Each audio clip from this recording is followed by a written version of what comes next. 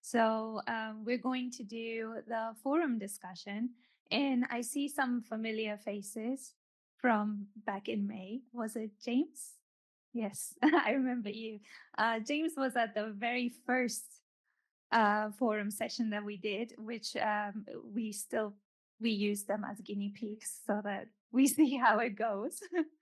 And it actually turned out after 5, 6 times, it turned out to be one of the most engaging sessions that we have. And all the post conference surveys say that this is the most high ranked session of all the plenary. So we hope you engage with that and you enjoy that. So does anyone know what the forum is about? Except James. Nobody? You've never seen, oh, they don't follow our social media. No. You gotta follow us on social media. You can see all the forums from previous conferences. So the forum is 1 hour session, which we will extend to 1.5 hours in the future because there's much to talk about. And it's an open discussion where you get to say your opinions and your experiences and your insights. And we just, we only moderate. We don't input a lot of our thoughts. So the topic that it centers around is a topic that also you identified as one of the key and trend emerging issues, which is global citizenship. And we've done this now at 5, 6 different places. And what we do is we had one in Barcelona 2 weeks ago. And wherever we go, we try to adjust the global citizenship theme to the geographical context that we are. For example, in Barcelona 2 weeks ago, one of the main issues is mass tourism. So we did a global citizenship and responsible tourism session in Barcelona. What we will do here, though, is partly inspired by Professor Bronstein's keynote presentation yesterday, but also by something that your colleagues said in the London conference. So one person quoted that there's lots to talk about there's lots of talk about hard to reach communities, but I actually think it's hard to access institutions. I think this framing and the framing of thought and reversing that into people aren't hard to reach, but institutions are hard to access is the right question to ask. I think institutions of universities are such echo chambers and rooted in the hypothetical, sometimes even in practice.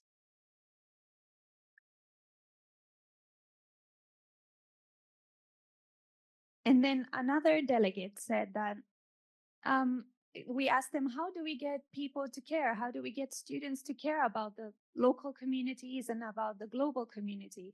And they said, it's not actually that students don't care. It's just that they have become a part of this consumerist, capitalist cycle that they've joined the rat race. And even if they cared, they have to care more about their own survival. And they have to care about the job they get in the future and the money and the shelter. Otherwise, they cannot survive. So why should they care about what's happening in the local or global communities? And another one said they're not even sure if they will be able to rent an apartment one day or live on their own or buy food. That level of economic insecurity can drive a lot of lack of sympathy towards the plight of others because you are mostly worried about yourself. So, inspired by what your colleague said, we want to continue this discussion. And today, what we want to do is we want to re examine the role of the academy. We want to discuss how the university and local communities can work together. And how do we formalize community issues within curricula? As we have seen in the previous panel presentation, how do you put religion in the curriculum? How do you put art in the curriculum? So these are the questions that we want you to discuss with us today. But before we do that, there's an icebreaker question. which is pretty fun. And I want to ask you, because I think we have a lot of PhD holders in here. Do you like to introduce yourself putting doctor in front of your name? If you don't have a PhD degree, how do you feel if someone says, "Oh, I'm actually Dr. Melina Neofitu. Nice to meet you." How does that make you feel and why? You can move around. Please find someone who is not from your own country and ask them how they feel about this. Okay, does anyone want to share what they discussed? Do you like to call yourself doctor? And yes, Put your hands so up, please. Yes, thank you. could you also say where you're from? Yes, And could you stand up and say where you're from as well to make it easier for the photographer to? Thank you. My name is Rachel Takriti. See, I didn't introduce myself as doctor straight away there. I'm actually from the UK, but I'm working in the United Arab Emirates at the moment. So I was saying that when I was a student in the UK, nobody called themselves doctor. Like, we didn't refer to any of our professors by their title ever. It was all very first name, very, kind of friendly terms. And I was like that also when I was in the UK working. When I began to work in the UAE, it's extremely formal in the UAE. So even colleagues that I've worked with for 15 years, we still don't call each other by our first names. It's always, oh, yes, Dr. somebody or other said, blah, blah, blah. And they can be standing next to you and you're really close friends with them. But still, you always give them their title when you refer to them. But when I introduce myself, I still don't say doctor because I still kind of find it a little bit pretentious. Like, why? Why do I need to tell people that I'm doctor? And even when I sign emails, other people I've seen sign emails with doctor, blah, blah, blah. And sometimes actually it can cause issues because students, for example, who don't know you, don't know who you are then. And they're a little bit confused, like they haven't read the email signature. And then they start referring to you, and they don't know who you are and it's confusing. So I can see pros and cons for either way. But actually, when I introduce myself, I don't use it, but it is used within the university a lot. Like, it's very hierarchical in the UAE. And I do kind of quite like it as well because it gives you a little bit of prestige, which is always nice. Okay, that's, by the way, when you receive emails from me, it's Dr. Melina Neofitu, but please just call me Melina. It's just a formal signature. But I guess from what you said, if somebody introduces themselves as doctor or professor, don't immediately assume that they are arrogant and they want to be seen as higher. Perhaps it's just a cultural difference. Anybody wants to share? Hello, good morning. I think my voice is because of the airplane, so they are responsible for this. Uh, it depends on where you are from. As she mentioned, in that way, I'm from India, but I'm living in Cayman Islands now. So when I was in India, I wanted people to tell me, doctor, I'm actually a pathologist. I'm not a PhD, because that would bring me more patience, some social hierarchy, prestige. So when I went to United States, Cayman Islands, I see the culture is different. Their degrees matter only in institutional settings, but not in a private settings, but when you're communicating with somebody else, right? So it depends on where you are, in which country you are, which university settings you are. For example, in our university, we teach USMLE to become a doctors of the United States.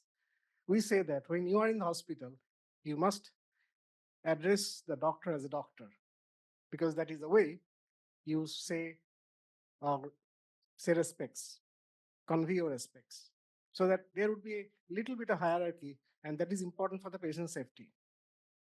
Because if you know that somebody is higher than you, you got to listen to the person so that the better service is delivered. So that's my thought. Thank you. Okay. Oh, James has something to say.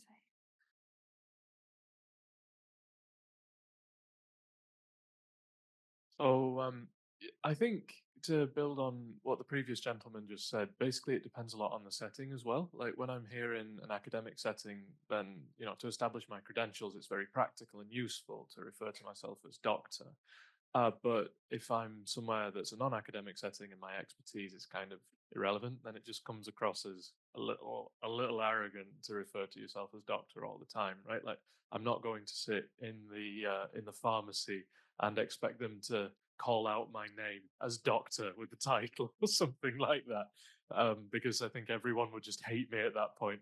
So yeah, very much I think it's setting dependent. It's useful as a signifier of professional status when you need it, but other than that, it can come across as quite threatening. Okay, so I'm going to introduce, since we are in a formal setting, I'm going to introduce my co-moderator as Dean and Professor Laura Bronstein. She's going to co-moderate this.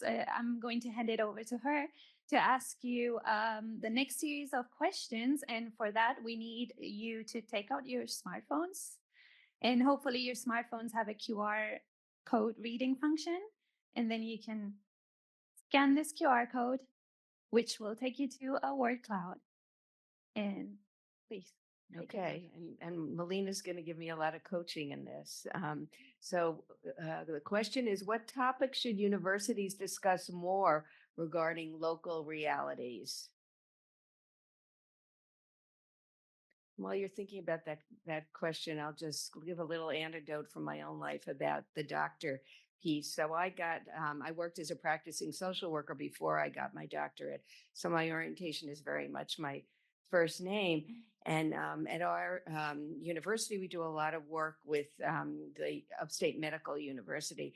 And whenever we're together with a bunch of PhDs and MDs, I'm always amazed because the PhDs are always first name, but the MDs are always Dr. So-and-so. And related to that, when I did go back and got my PhD, my kid said to me, "Mom, if you're going to be a doctor, couldn't you be the kind that makes money?" So there's that. Okay, so I'm just going to clarify the instructions a little bit. I see a lot of people typing in the code. When the prompt pops up, that's for you to enter your questions, because it seems like the most popular answer now is the code, and that kind of skews the results a little bit. So thank you, Matt. That's too funny.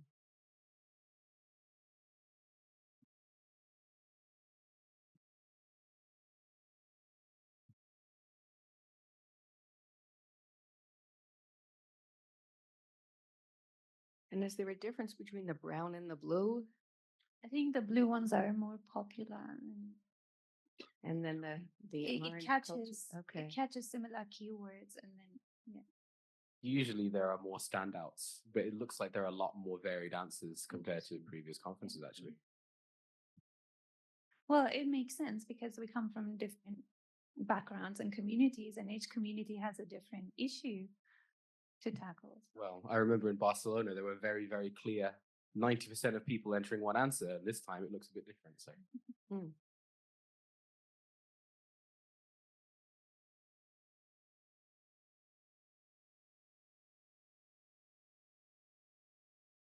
So yeah, it looks like right now maybe university should be discussing 1289472, whatever that is. Thank you, Matt, for co-leading this with us. Sorry, I got out. No, I appreciate it.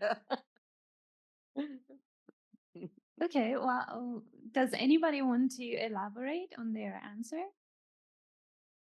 So it looks like okay. So equity is just almost in there with the code. Yeah. So Yeah. What about equity? what did you think when you typed in your answer? Why did you put in what you did? And when you look at all these responses, does it change your view at all or enhance what you thought?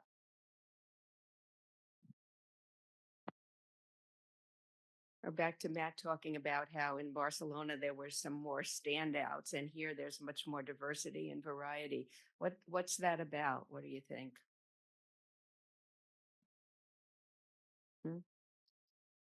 It's about the question. Don't be shy. Because I would like to combine all together in one group. utilitarian thinking. You know, all of this all reflect utilitarian thinking about the professor, student too. Then we are teaching, we are working in the world of utilitarian. And we should not forget to face to the issue of egoism and utilitarianism. We have to balance between utilitarian and academicism, egoist, and altruistic interest. And so it's your sense that there's so many responses because we need all these responses, that they're different from different localities, but there isn't one way that we should look at one way, only one way. We have to think about the personality, then the personal characteristic, the psychological aspect of the viewpoint, then equity, community services, culture, diversity, all of that, utilitarian. Yeah, good. Thank you. Interesting. Some of the smaller ones down here. So based on the community features, I think it's similar to this notion of local realities, that this needs to be in context. Go ahead. Hello, I am from Brownsville, Texas. And one of the things that I wrote, I don't see it up there, but adult learning and how it impacts student learning. And I think we need to really have that. It's a reality. Sometimes the adult learnings, you're in the profession for 30, 40 years, but the students that are coming our way, they already are very advanced. And the only way we're going to be paired up with their speed of learning is that we learn from each other. And I think that's a reality that we need to witness, that in this room, so much knowledge, and if we can just share it, we can expedite servicing many of these areas. Yeah, so part of local reality is not just the community context, but the age and the experience of who our students are. Yeah, it's another part of that context. Yeah, good. Thank you. So I agree that it needs to kind of match local realities and local conditions. But one of the other issues that we have here comes on kind of the supply side. What do we as academics have expertise in? What can we feasibly and practically do with our expertise in helping local communities? And that's, of course, going to be much easier for some universities and some academics, depending on how their departmental makeups are, than it will be for others. And I think basically there needs to be some effort to find that Goldilocks zone between local needs and what expertise the universities have contained within them. Yeah, I agree. And I also think that it's incumbent on those of us in the universities to stretch some so that we are meeting the needs of our local realities, if you will, to use this language. Okay.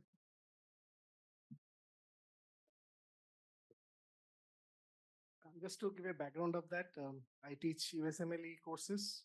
That is United States Medical Licensing Board exam. And the LCME standard, one of the standards would be something they call service learning. Every single university must adopt that.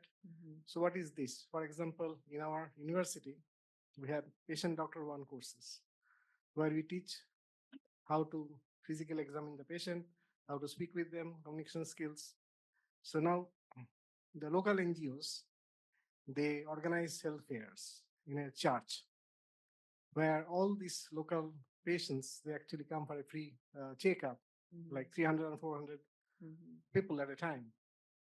So our university, what they do, we send our students there to actually physically examine the patient, take their histories, and they bring us the information, we debrief them, and then we see that how this can be integrated in the curriculum. Great. That is what we do. And how does the local community respond to that? Is that something that they're favorable towards and appreciate? They love it. Okay, that's great. It's a small country, we just have 80,000 population, so it is well done. Yeah, no, great. And of course, it's critical to be the topics that you're talking about as part of the university do reflect local needs, and that the locality. I know you, and I don't know your name, but from Texas, asked in the earlier conversation about, how do you get the community to let you in? And I think it's because we have to be doing something the community wants and the community needs. Yeah, it sounds like you're doing that. Great. Why? Because I see it a lot up there, AI. And how does that serve the community? I see that it serves you, your institutions, and you as educators and your students, but how does it serve the community? Up there.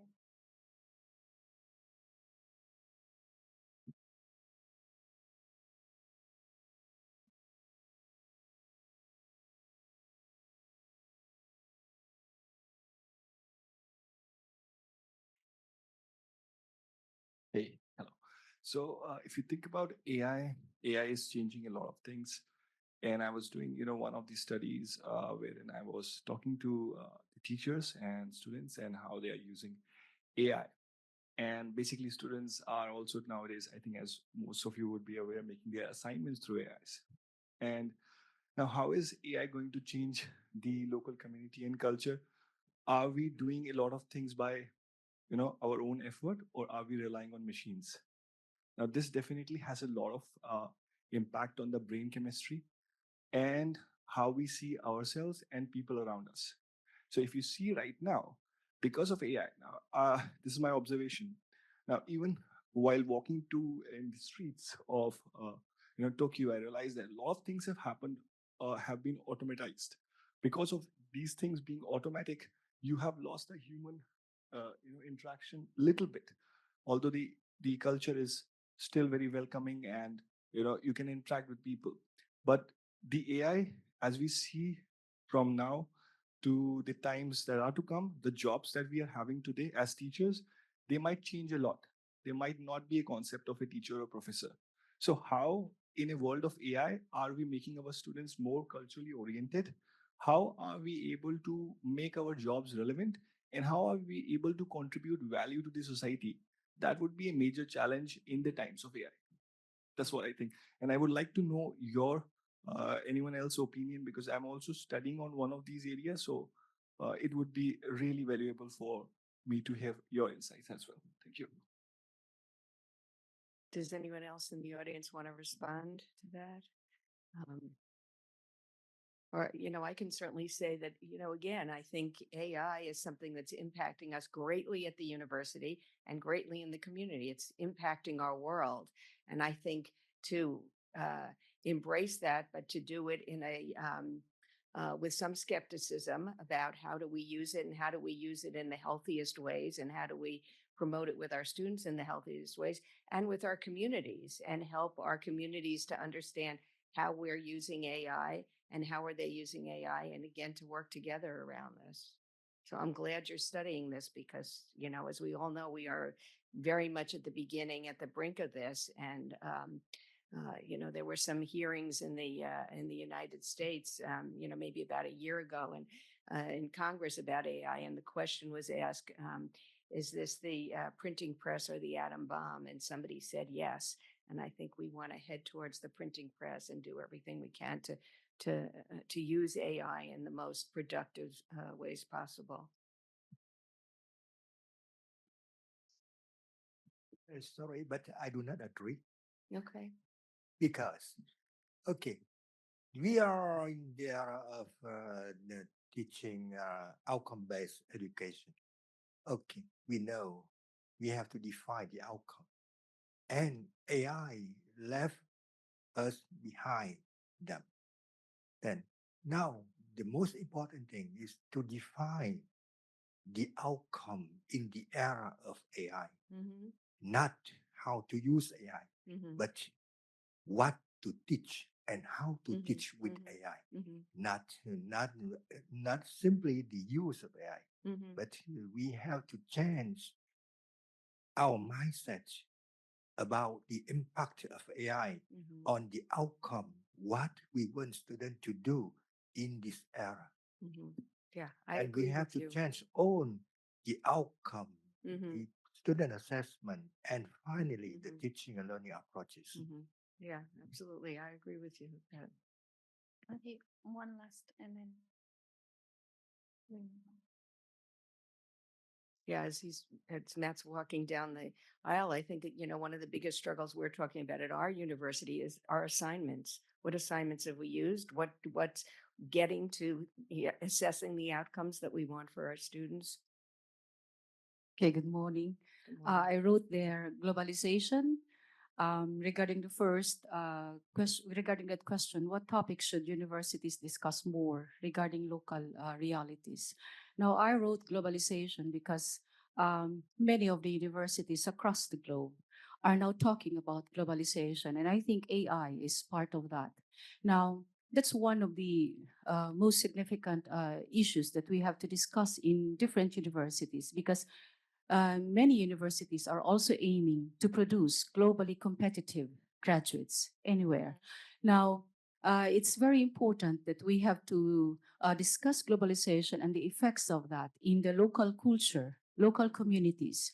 So we can discuss both positive and negative effects of globalization and how we will be able to navigate the challenges of globalization in preserving our local culture while preserving it, but at the same time, getting the benefits of innovations and how this globalization innovation can also improve our local culture while preserving it.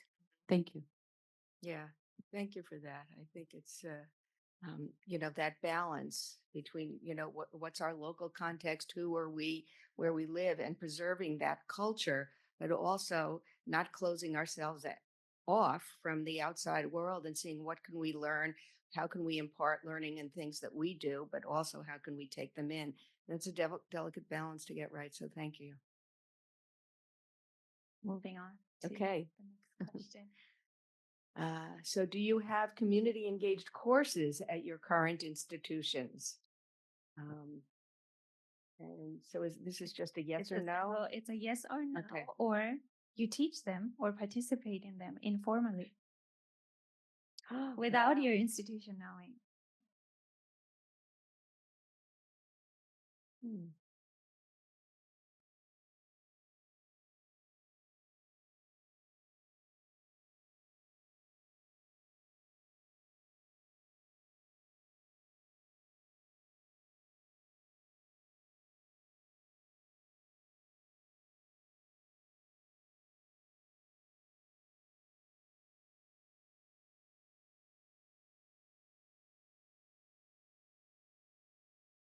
It's great.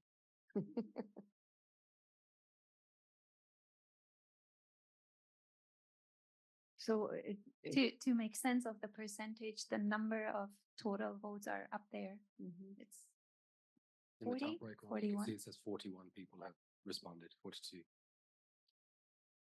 yeah, so it certainly seems like the vast majority of you are in institutions that have community engaged courses. That's great. And some of you that are in institutions that don't are doing them anyway. So good for you.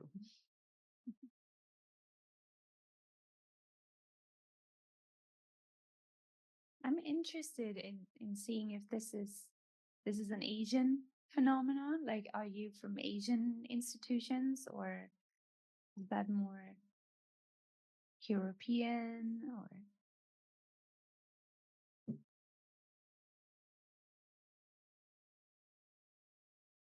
Because in the case of Japan, I graduated from a Japanese university, and what we see in Japan is that community engaged programs are usually developed in primary or secondary education, but in higher education, in my university, that was never the case. We never learned anything about. I graduated from Nagoya, so I never learned anything about the Nagoya local community. So it's interesting to see that you do that at your institutions. So do any of you who said yes, you do this at your institution, or no, feel like it's reflective of your culture, your local culture and the community and the norms of where you're situated?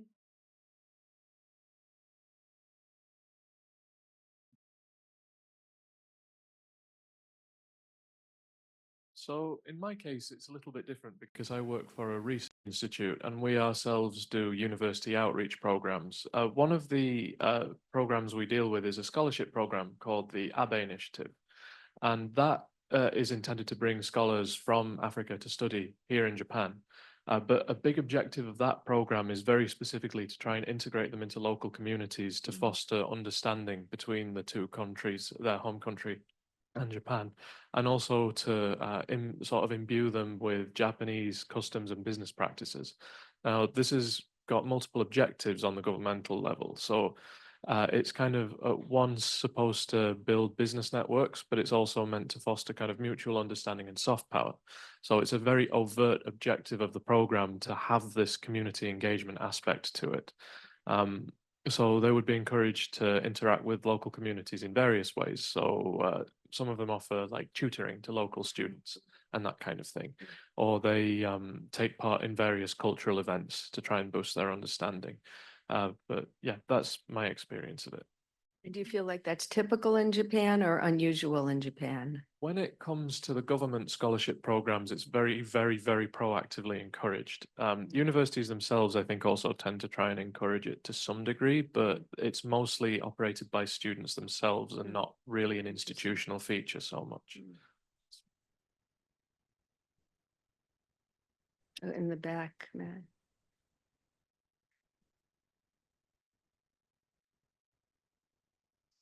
Hello. So I am Italian, but I teach in California in the San Francisco Bay Area at my college. Community engagement programs, classes are actually part of the general ed. So every student in every school is supposed to take a minimum of one of these. And I think that's pretty common in California. Thank you.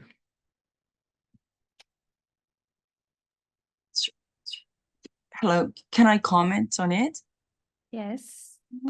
Okay, I'm Nomita Namatu. I've been developing our experiential learning course for multinational exchange students. And I think there are professors who have been developing this are in the intercultural education area, but probably the challenging part is that creating the opportunity for multicultural students to interact with the local people.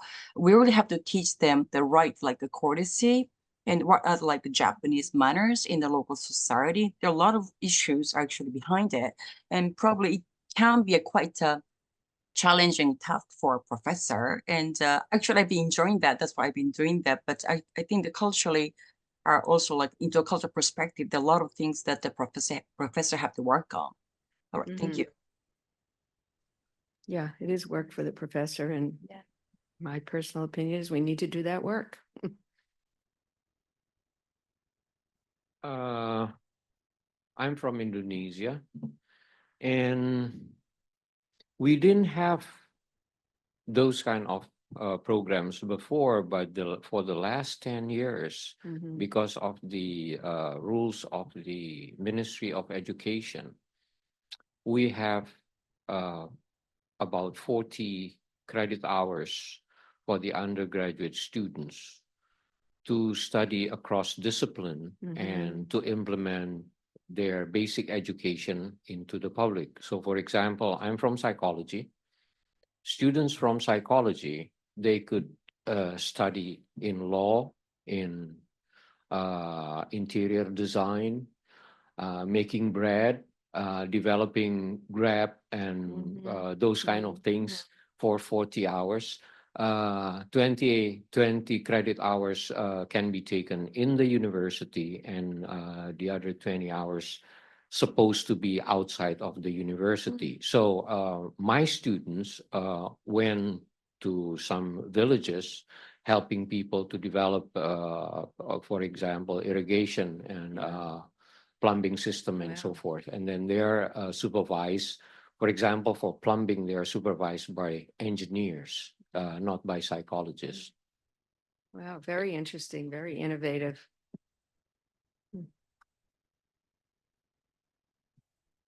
It's actually connected to what you're discussing.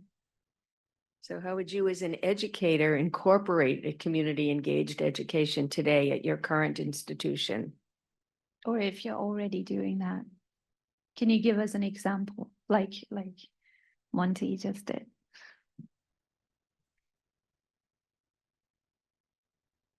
Come on, 67% of you said you're doing it, or your institutions are doing it.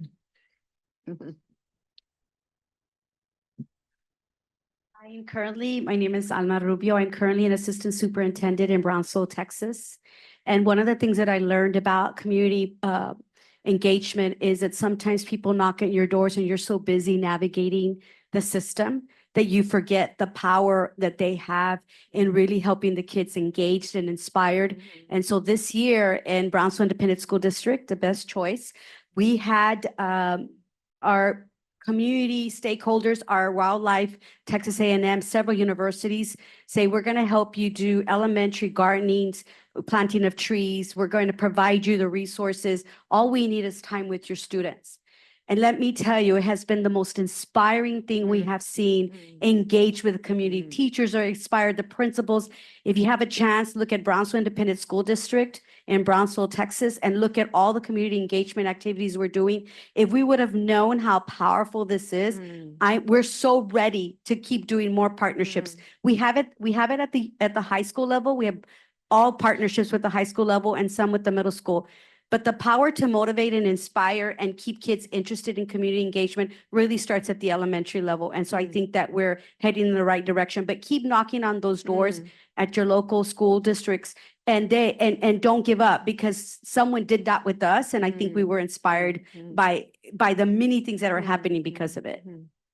Thank you for that. Yeah, I mean, it is a reminder that it takes work to develop and it takes work to make those relationships so people feel trusting of each other, that it's going to work together and we're going to be listened to. But it sounds like it's certainly been worthwhile in your experience. So thank you. Yeah, in our community, some high schools include the program of what do they call it, live-in. So they send students to live with the people, get engaged with the people in some remote areas, for example. So they could experience how to live like that. But for example, in psychology, in my program, like I said, we study across discipline. But specifically in psychology, the undergraduate students, they started to get engaged with, for example, the disabled people, school for the disabilities, or they got involved with the sport development for the national sport program. Those are what we are doing. That's great.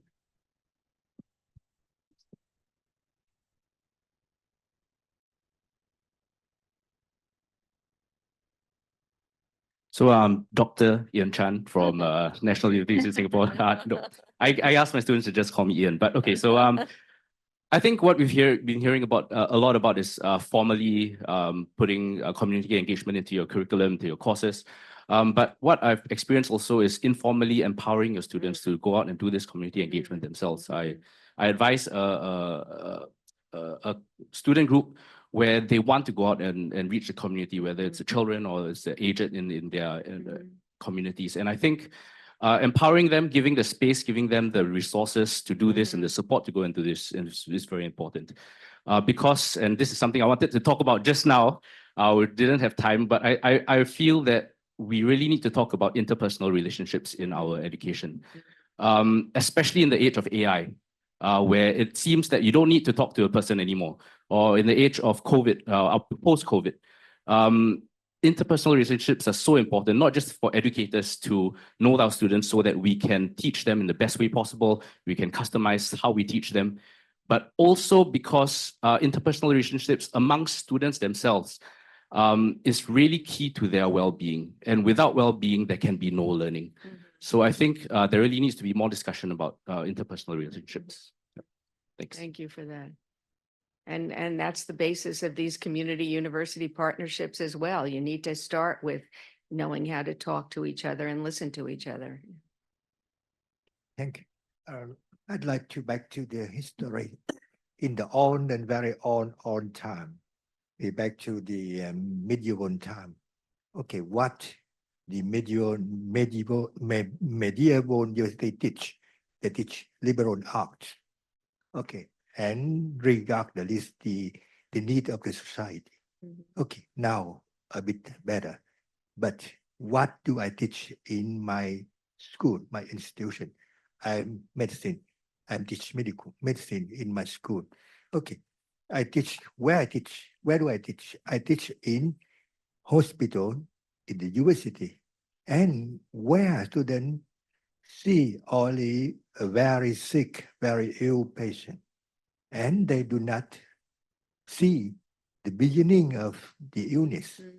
Okay, then we send them to the community where they have opportunities to see the beginning, the very, very beginning of illness and the need of the community to prevent the illness. Then this is the reason why in my curriculum, students have to go to the community at least one semester. It's great.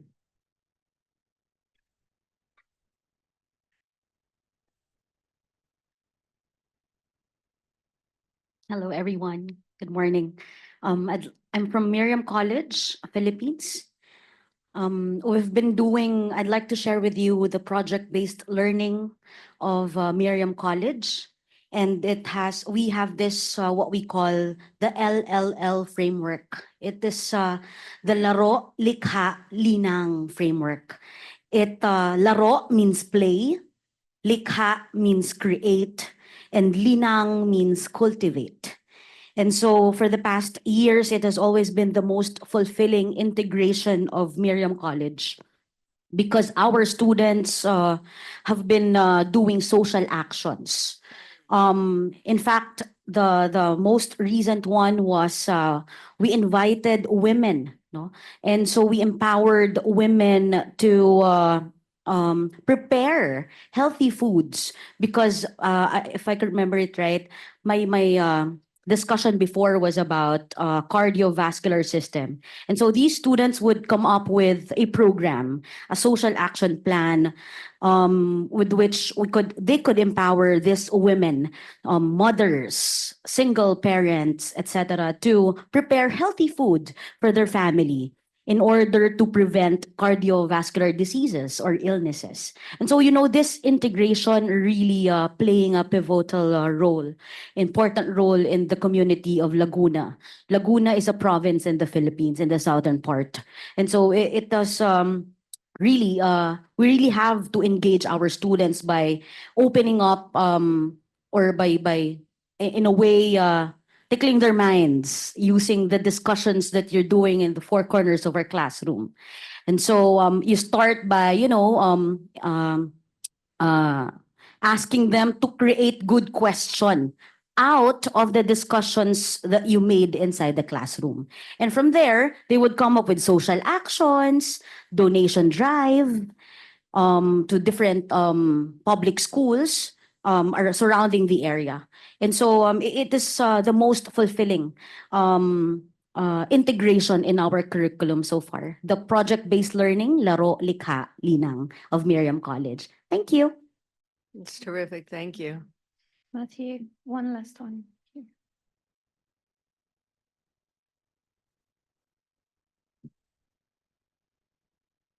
Hello, everyone. My name is Aygul. I'm from Kazakhstan. At our university, Alma-U, it is Almaty Management University, we have a program that is called Toluk Adam. From Kazakh language, it is translated as holistic person. And within this program, our students study service learning, service Yes. community service discipline, and it is taught for about 10 years now. Our students go to orphanage, they go to animal shelter, and we try to engage them and serve some volunteering,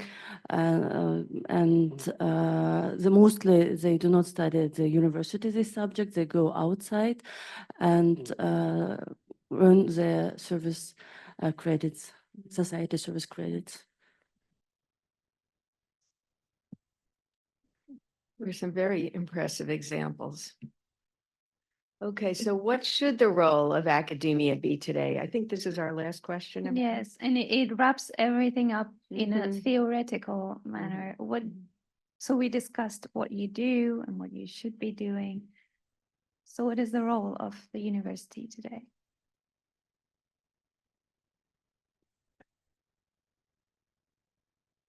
And it could be related to the community engagement we've been talking about, or something else related to AI, related to something else that you think is important that those of us that are in the academy take on.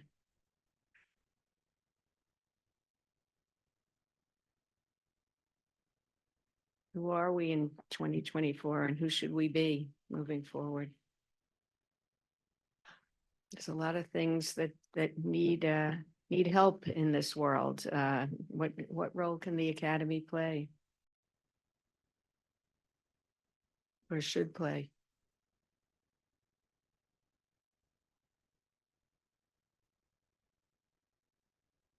A lighthouse, so poetic.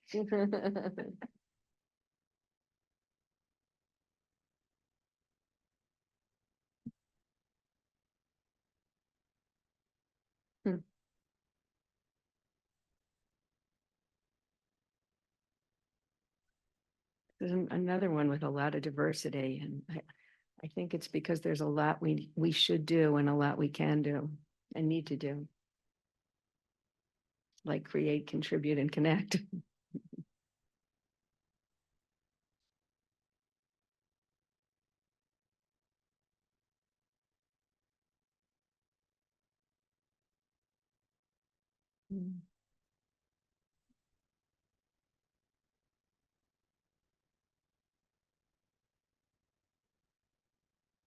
Interesting, because I think, certainly, from a US perspective, I think if you asked leaders of universities, the answers may be a little different than this. I think, many value this, but it would be more focused on preparing students to be leaders in their field, to gain academic expertise. And this is, to use the word that was just recently used, much more holistic. Does anybody want to share about why you wrote what you did and what your thinking is?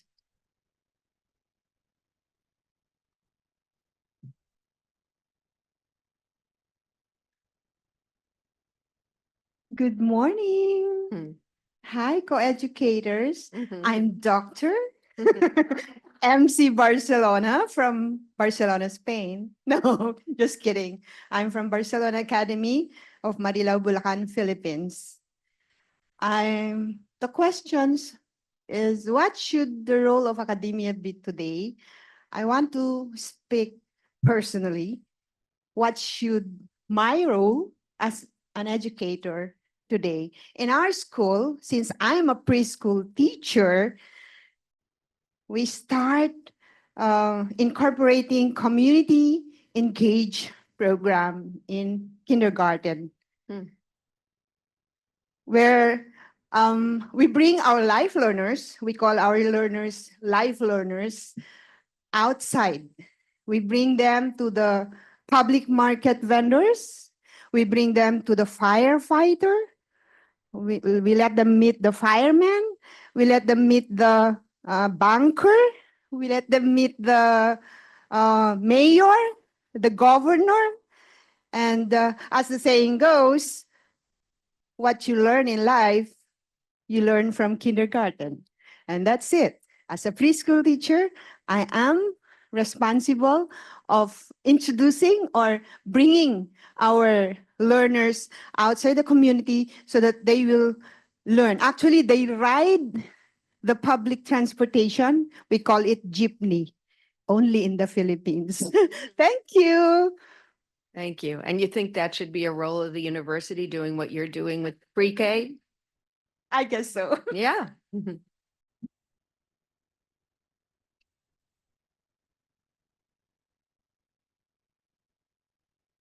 Thanks again. Okay, I a bit at the beginning, why I choose the career of teacher. Why decide to become teacher? Because I want to share. I want to serve the community by providing the community with competent worker. Okay, this at the very beginning. And why students choose the career to register for institution? Because they become a productive citizen. It's right. But the thing is, there are interest divergence. Then over time, teacher cease to prioritize teaching.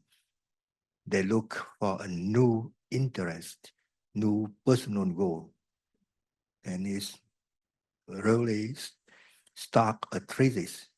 And students under the influence of social pressure from the parent, from the society, from the poverty, and etc. Okay, look for new goal and start the diversion, start interest diversion. Then what should the role of academic today is to back and look about the community services and be the lighthouse and guide students to the same altruistic goal, the same very beginning and altruistic interest, instead of setting a new interest and start the diversion. I'd like to say that once the interest diversion is started, no one can stop it. It's progressive and irreversibly. Thank you. Thank you. I like that image of the lighthouse. Yeah.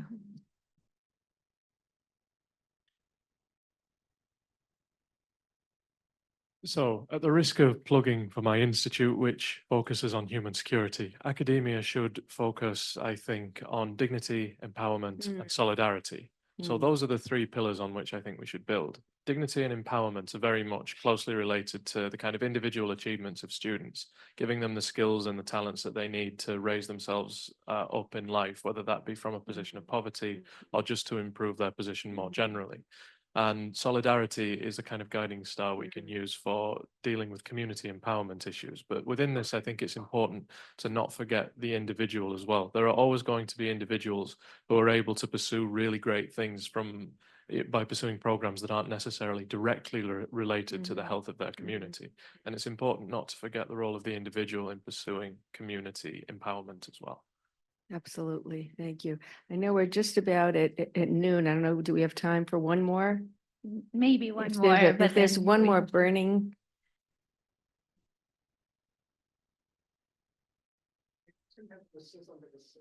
So here, what does it academia mean? That is number one, because it is not very clear to me. It is a lot of different layers there. And the second part is that how can we be connected to the competencies? Because Connected with competencies. competencies. Because this is basically a competency issue, right? So if we have introduced any competency-based education, it will cover everything, isn't it? So we have to see under the umbrella version of it, rather than, I'm doing something, my colleagues are doing something. It is not that easy, because we have gone through this thing in our St. Matthew's University, and we found that it is extremely challenging. It takes a lot of time to actually do in a manner that really serve the purpose.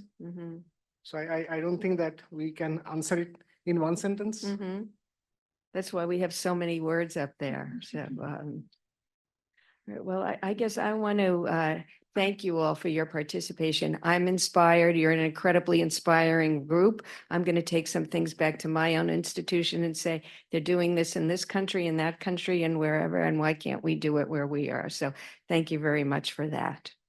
Thank you so much for being here. Thank you.